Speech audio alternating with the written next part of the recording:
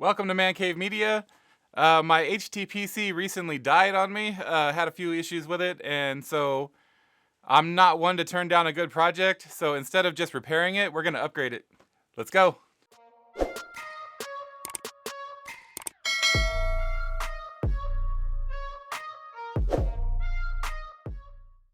All right, so my HTPC, you guys have heard me talk about this on the channel before. It pulls double duty.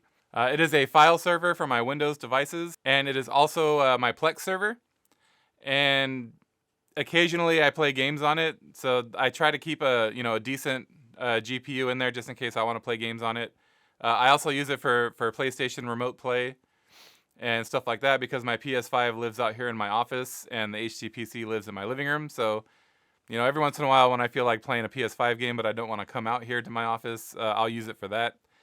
And so try to keep a halfway decent GPU in there for the occasional gaming, but for the most part, it is a file server / Plex server. And recently, I came home from work one day, and I think there was an update for Plex or something like that. So I went to go do some maintenance on my Plex server, and it was just dead. It was off. I powered it up. I got a fan failure. I got a USB port failure, and I got a hard drive failure. So I don't know in which order those things failed, but for sure the bottom mounted fan failed, and I think that in turn caused the hard drive to fail, and it was one of my storage drives, and previously I was using some spin disks for that. I will be switching to SSD, but more on that in a moment. Currently the case that I was using is a Fantex Evolve Shift, and it was a really cool case. It was pretty good to build in because it comes completely apart.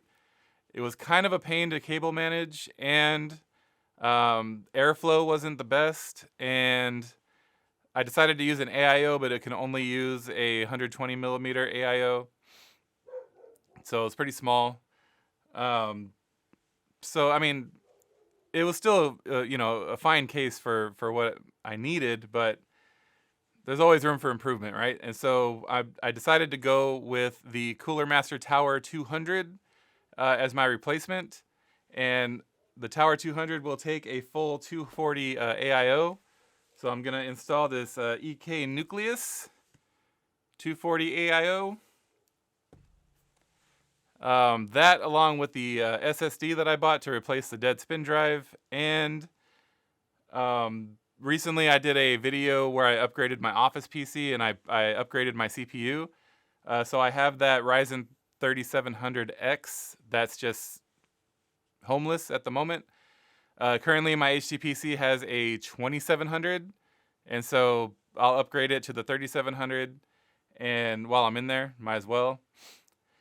And I'll also be upgrading the fans because one of the fans died, obviously. And so that being said, let's go ahead and get a bunch of stuff out of the box. I will unbox the AIO first, and then I don't know how I'm going to unbox the Tower 200. I have it under the desk here. It's giant. My workspace is not set up to unbox something like that on film, so I'll do my best. But anyway, let's go ahead and get the AIO out of the box, and I'll talk about that for a little bit. And yeah, we'll go from there. All right, so if you watched my video upgrading my office rig, you'll know that I almost instantly fell in love with the EK brand as far as water cooling is concerned. I was really impressed with the numbers that I got with my friend's setup with that water block from EK. And so when the time came to upgrade my HTPC, the same friend who gave me this setup in my office PC, he recommended this AIO. And so since his setup worked out so well, of course I'm going to take his recommendation for the AIO. And I opted for the RGB version because everybody needs a little color in their life. Ah, there we go. Found it. Oh my.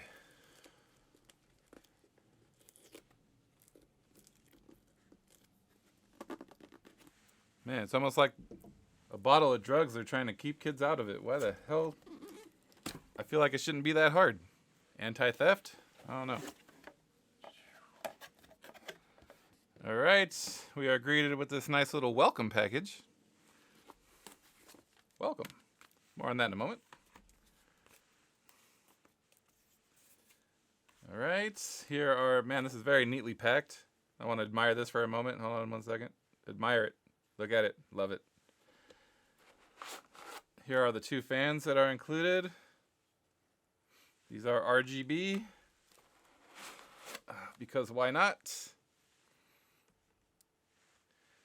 Now let's gently, does this come off in 2 pieces maybe? Nope. All right.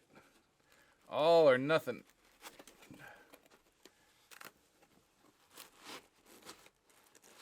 All right. Here's a good look at the block. Looks like it's got thermal paste on it already. I love it. Good look at the radiator.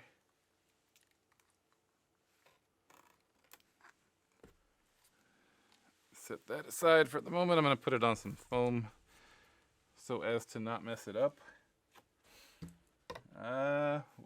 Sorry, hit the camera. Nothing else in there.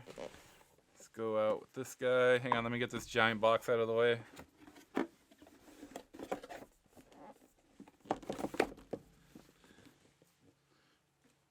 Off with you. All right, accessories box.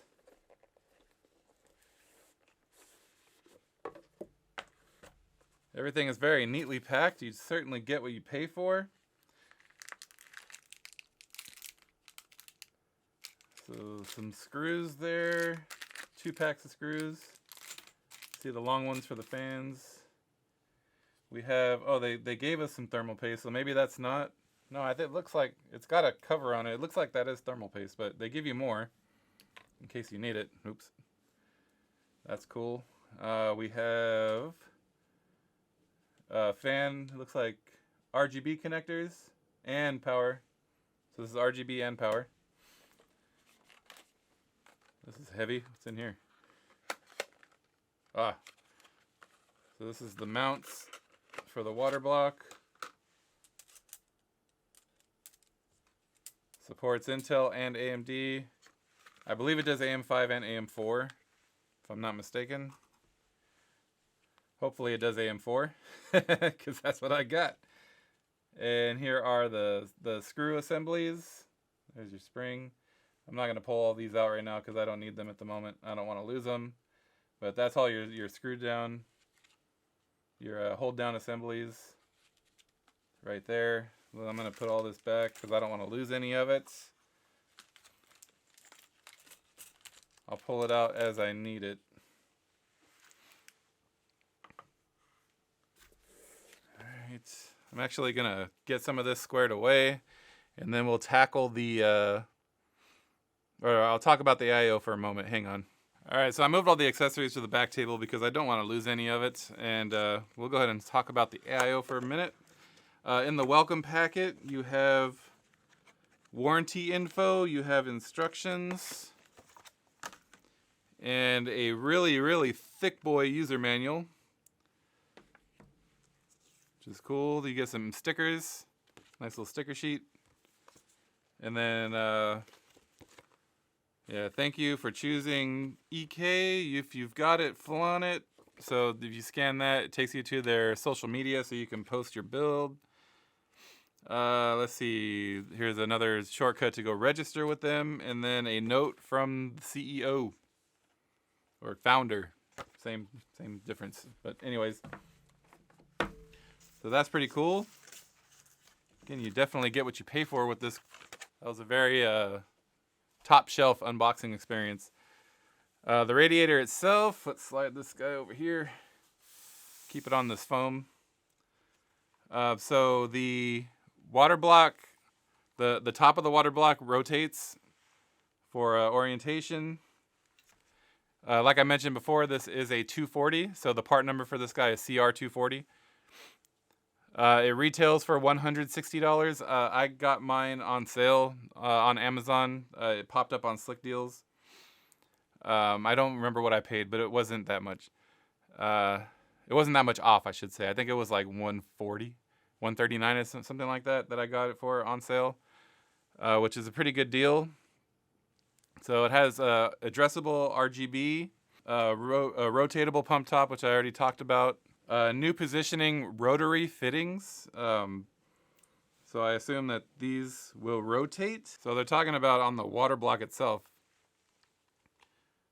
So it rotates independent of each other to allow installation in tighter spaces, is what it says on their website, which that's cool. The fans that they include are daisy chainable for cleaner wire management, which I always enjoy because cable management just, it ain't my jam, man. I don't like it. It triggers my anxiety. Usually it takes me a long time to do it because I'm never happy. So the fact that you can daisy chain these together to make it cleaner, yeah, I appreciate that. Diamond cut aluminum side panels. So these do have some peels.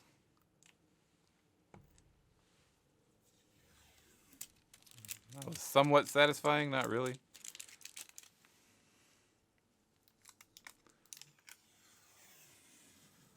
Woo, that was a long peel.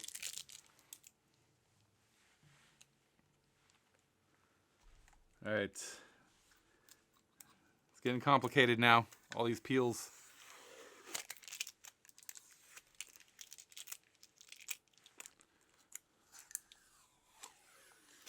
Ah, on the foam. The bottom peel is hard.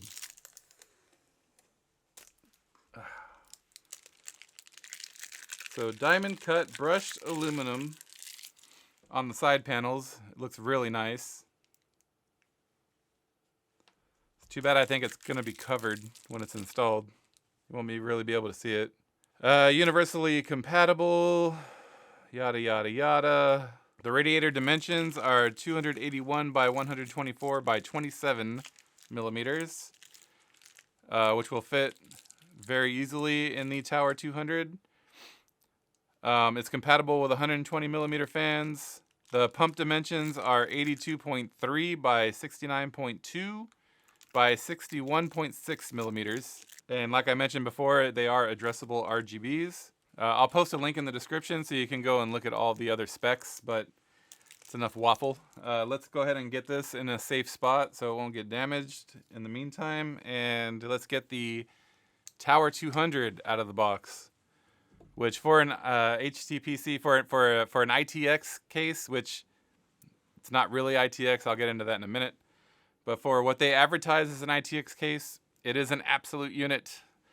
So I'm not sure how this is going to go. Like I said, my workspace is not set up to unbox something like that on film. So let me move this guy to a safe spot so I don't damage it. And we'll get it out of the case. All right. Give you a look at the case really quick before I unbox it. There we go. Tower 200. Of course I picked this color because of course I did. Who wouldn't? I'm going to do this on the ground because, yeah.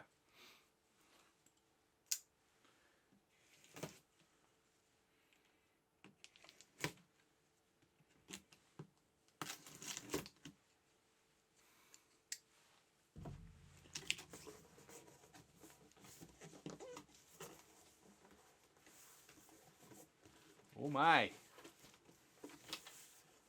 It is packed in here tight.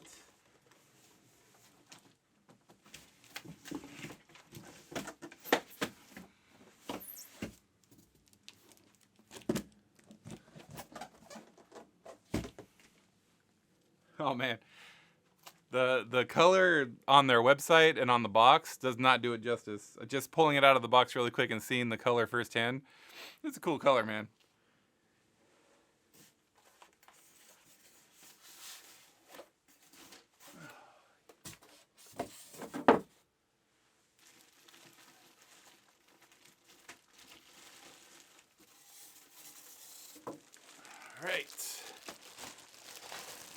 Right.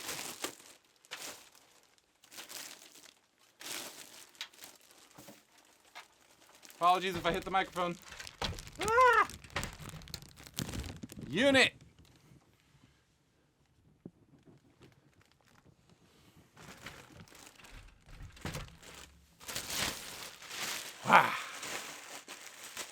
absolute unit for an ITX case. ITX. All right, so also in the box you get... My light just turned off. What's going on? So for whatever reason, one of my lights decided to quit on me. Happy Halloween, everyone. There's a gremlin out here.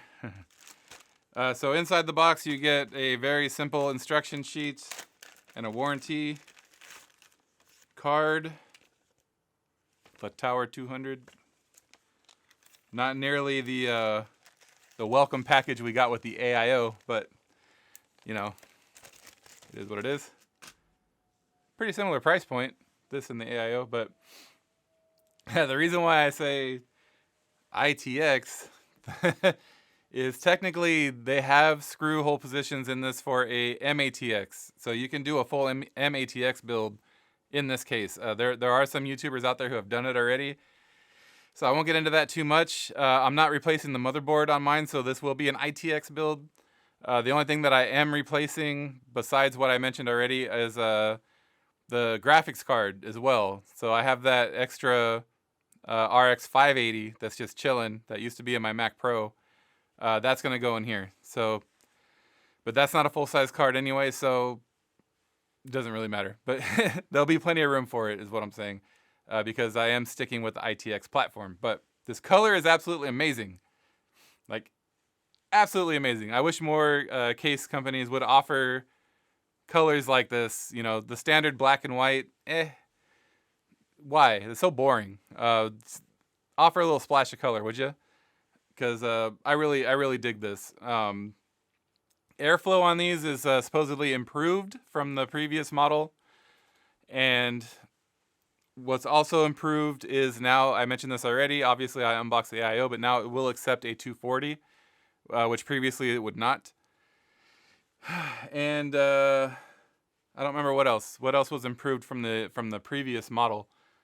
One thing that I like already is the basement on this is pretty substantial, because the fan that failed on my Fantex case was the bottom one, and I think it has something to do with clearance, how close the fan was to the power supply and all that. Also probably dog hair, because I have a dog and she sheds a lot, gets in there. Keep your stuff clean. But anyways. It has these removable magnetic fans that a lot of cases come with nowadays, which is very helpful for dust. I've watched a few videos already of people building in these. They come apart pretty much all the way like the Evolve Shift does. So shouldn't have any issues with my big fat hands. Hopefully not. We'll find out. But anyways, again, I'll post a link in the description for this as well, so you can go down and read all the specs, because I'm kind of just glossing over stuff so that I don't numb your brain if I haven't done that already. But that being said, enough waffle. Let's go ahead and get into the action, shall we? Let's transfer all the stuff into this. I'll replace the CPU. And yeah, I'm replacing the primary drive as well. Sorry, I keep forgetting to mention things. My primary drive in my current HTPC is a standard 3.5 SSD. I bought an M.2 SSD to kind of clean things up even more. So I will be replacing my primary drive, which means I'll have to reinstall Windows, and I'll have to reinstall Plex, and I'll have to rebuild my libraries. I'm going to do all this off camera to save your eyeballs from the torture.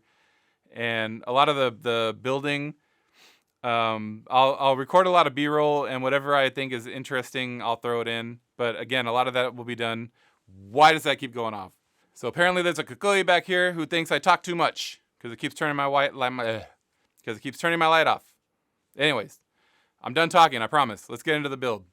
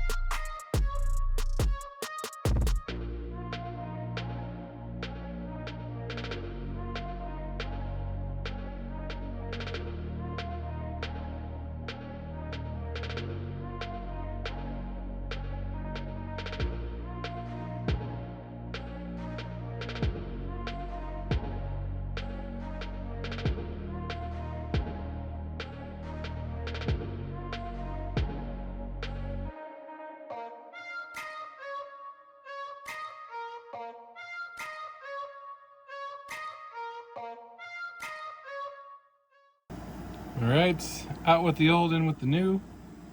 The Ryzen 2700 coming out, and the 3700X going in after I clean it up a little bit. All right, I have the mounting screws on the motherboard. When you're using AM4, it uses the existing backplate, so there's no need to change that out, and they give you a tool to tighten down the screws. It's pretty handy, actually. So yeah, pretty straightforward. Read the instructions, you'll get it, no worries. All right, so on this ITX board, the M.2 slot is actually on the back right there. So I'm gonna go ahead and get that out and get that installed. And then we're ready to start throwing stuff into the case. All right, CPU installed. And SSD installed. Time to start putting stuff in the case. So I decided to finish prepping the AIO first before I start throwing stuff into the case. So the fans go orientated this way on the AIO, and I'm going to be mounting it sideways, so this is going to be on the bottom.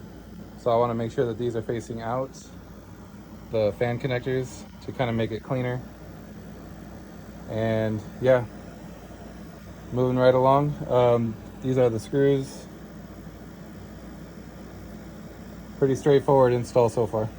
So here's some of the accessories you get with the Tower 200.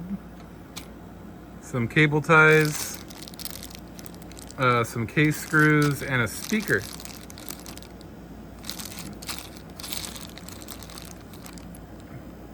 That's pretty cool. And you also get some cable management. Not sure how those snap in just yet, but yeah, pretty cool. So Thermaltake includes a couple of fans, one at the top,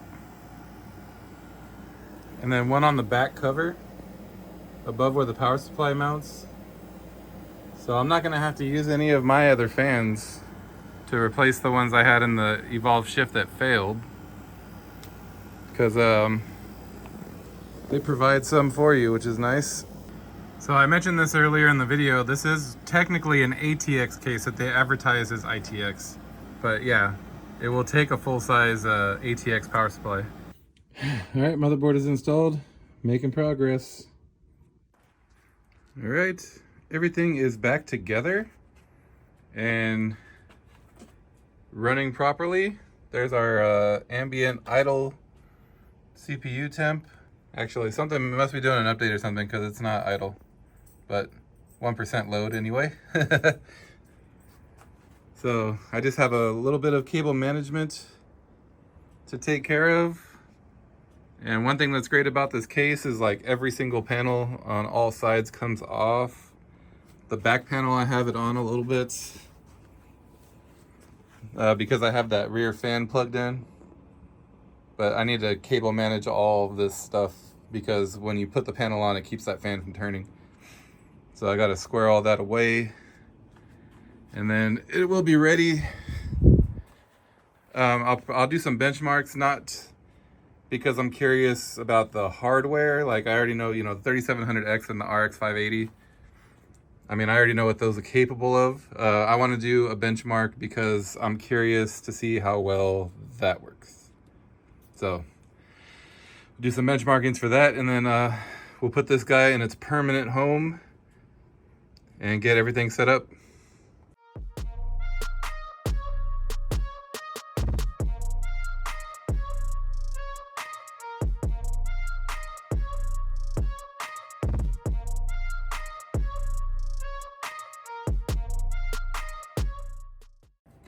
All right, I'm gonna run a little Cinebench now. Again, not because I'm interested to see what the hardware is capable of. Obviously I know what it's capable of, but more to see how this AIO is performing. So I'm gonna do CPU multi-core, and ready, set to go.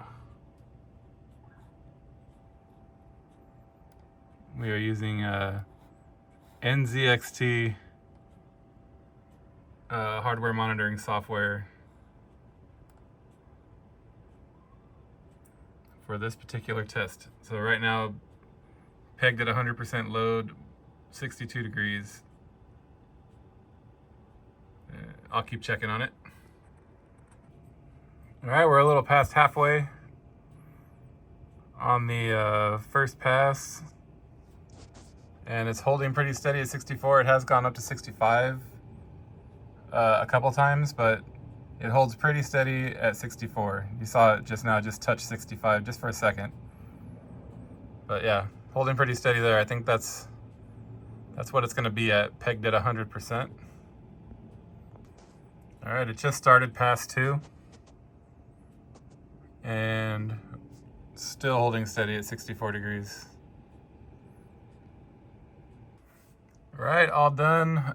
There's our score. Like I said, no surprises. I wasn't curious at all about that. But as soon as it finished, it dropped right back down into the 40s. And yeah, I mean, it idles. It was idling in the 30s consistently the other day when I had it just on. After I loaded Windows. So far, super impressed with this AIO. Performs really nice.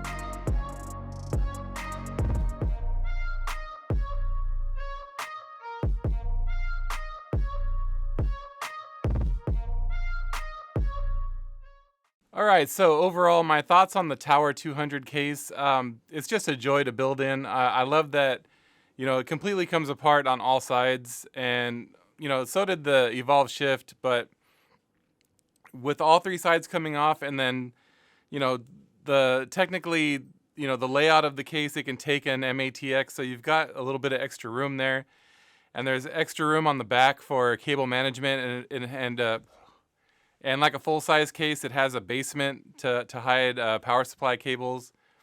It just makes it super easy to make a really clean build. And so, yeah, I really enjoyed building in that case. And as for the EK AIO, I can't say enough about that brand, man. They've got the design of their water block down so well. Like, I don't know, it's just effortless for them to keep the CPU cool. It performs really well. It doesn't keep it as cool as the custom loop that my friend gave me, but there's other things at play there. But for an AIO, it is a very good performer. I'm really happy with it. So I have a feeling that, yeah, this setup is going to serve me well for the next few years, and I don't anticipate any issues at all. All right, that's all I have for this one. Thank you again for stopping by. Please smash that like button if you enjoyed this video and help feed that algorithm. I hope you have a great afternoon, and like always, thank you for watching.